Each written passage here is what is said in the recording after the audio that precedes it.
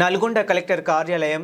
ఉదయాదిత్య భవన్లో జరిగిన ప్రజాపాలన ప్రగతి ప్రణాళిక ఉమ్మడి నల్గొండ జిల్లా సన్నాహక సమావేశానికి హాజరైన తెలంగాణ శాసన మండలి చైర్మన్ గుత్తా సుఖేందర్ రెడ్డి ఈ కార్యక్రమంలో